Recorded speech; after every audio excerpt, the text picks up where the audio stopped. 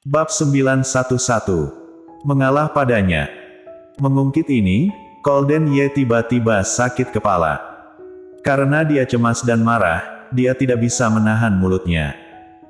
Dia tidak bermaksud seperti itu, tetapi ketika dia melihat dia begitu menyayangi anaknya, dan dibandingkan dengan yang sebelumnya, dia menjadi kehilangan akal sehat.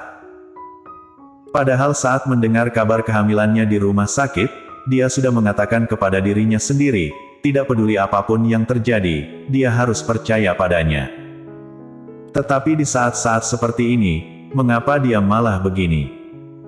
Glenn menyilangkan tangannya di depan dadanya, dan berkata, jika Daddy memohon padaku, aku bisa membantumu memohon pada Mommy.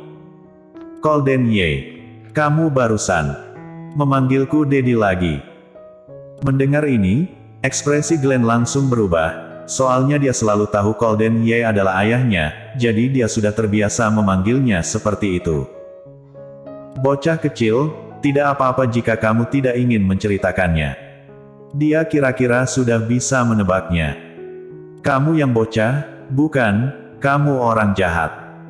Kamu tadi ingin membuli Mommy, aku dan bayi di perut Mommy tidak akan memaafkanmu. Golden Ye melihat bocah yang mirip dengan dirinya berdiri di depannya, dan sedang terus menuduh dirinya, bahkan memelototinya. Tapi hati Golden Ye menjadi begitu lembut. Jadi ketika Glenn selesai berbicara, Golden Ye tiba-tiba mengulurkan tangannya dan memeluk tubuh kecil di depannya ke dalam pelukannya.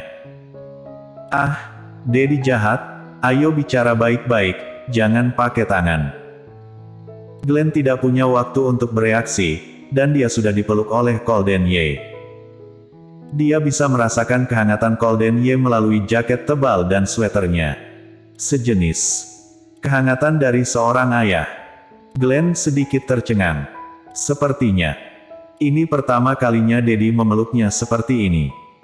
Dan melihat penampilan Daddy, dia sepertinya tersentuh. Dia saja sudah memarahinya seperti itu, tapi dia tidak marah sama sekali.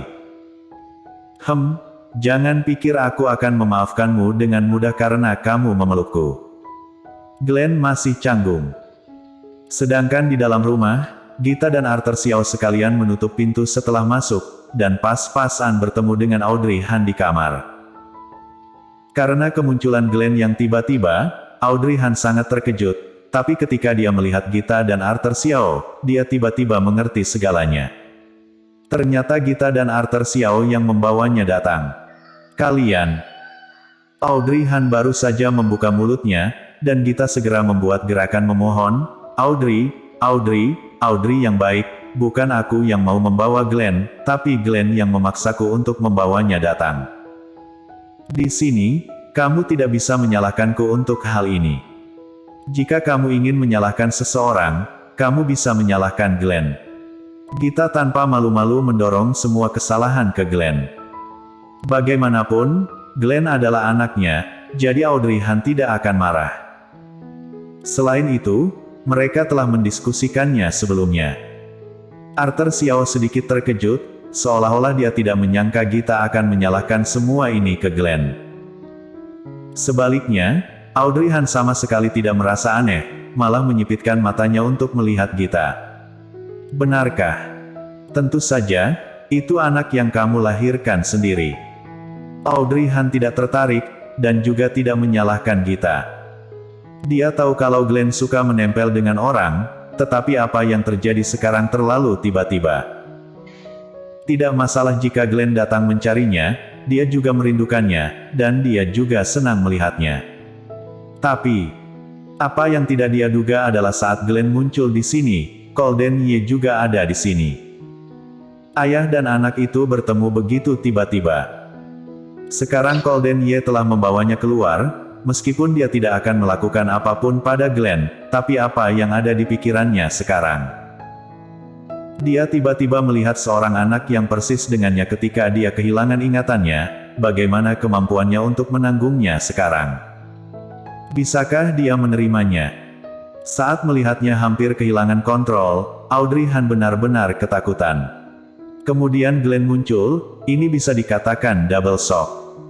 Audrey Han berpikir sejenak, Gita awalnya mengira dia akan menyalahkan dirinya, tapi tidak menyangka dia malah terus diam. Gita merasa ada sesuatu yang salah, ditambah dengan apa yang terjadi barusan, dia tiba-tiba mengerti.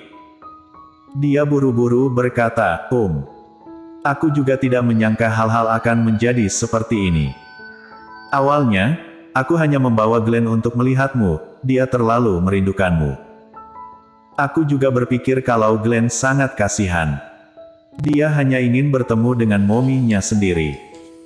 Setelah kami sampai, kami langsung datang ke sini. Tadinya kita hanya ingin melihatmu, tapi siapa tahu kalau pintumu tidak tertutup. Kemudian kami bertiga pas-pasan mendengar kalian bertengkar, dan saat Glenn kabur, sudah terlambat untuk menghentikannya.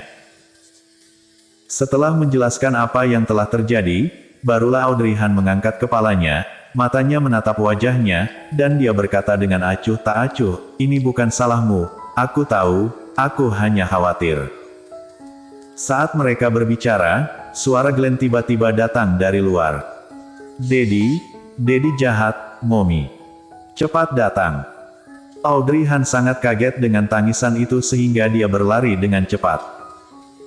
Gita dan Arthur Xiao saling melirik, dan buru-buru mengikutinya. Setelah pintu dibuka, Audrey Han baru menyadari kalau Golden Ye tiba-tiba pingsan, dan dia sedang menimpa Glenn saat ini. Baju Glenn sangat tebal, ditambah dia timpa oleh badan Golden Ye yang besar, membuatnya tidak bisa bergerak sama sekali. Adegan ini seharusnya sangat lucu, tetapi Audrey Han tidak bisa tertawa sama sekali pada saat ini, karena wajah Golden Ye sangat pucat dan keringat dingin mengalir dari dahinya. Apa yang terjadi? Sebelum Audrey Han bisa bereaksi, Arthur Xiao dan Gita dengan cepat melangkah maju dan memisahkan keduanya. Arthur Xiao sendirian menopang Golden Ye, sementara Gita menarik Glenn dan membersihkan pakaiannya. Apa yang terjadi? Gita bertanya dengan linglung. Audrey Han menatap wajah pucat Golden Ye dan mengerucutkan bibirnya, jangan tanya ada apa dulu, keadaannya kelihatannya tidak baik. Aku akan mengambil kunci mobil, kalian tolong membawanya ke dalam mobil. Oke. Arthur Xiao adalah seorang pria dengan kekuatan besar, jadi dia dengan cepat menopang Golden Ye turun dengan mudah, sedangkan Gita menggandeng tangan Glenn dan mengikutinya ke bawah. Audrey Han kembali ke rumah dan menemukan kunci mobil yang ditinggalkan Golden Ye di atas meja. Setelah mengambilnya, dia kembali ke kamar dan mengambil tasnya sebelum menguncinya dan turun ke bawah. Sekelompok orang membawa Golden Ye ke rumah sakit. Glenn digandeng oleh Gita, tetapi tatapannya tertuju pada Audrey Han yang berdiri tidak jauh. Sejak kemunculannya hingga saat ini, Mommy hanya melihatnya sekali, dan mengabaikannya sampai sekarang, semua pikirannya tertuju pada dadinya yang jahat. Dia melintasi lautan hanya untuk bertemu dengannya, tetapi Mommy bahkan tidak memeluknya. Memikirkan ini, dia merasa sedih. Tapi, begitu dia memikirkan Golden Ye yang diantar ke rumah sakit, Glenn terpaksa menelan keluhan ini kembali ke perutnya. Lupakan saja, karena dadinya adalah seorang pasien sekarang, dia akan mengalah. Bersambung.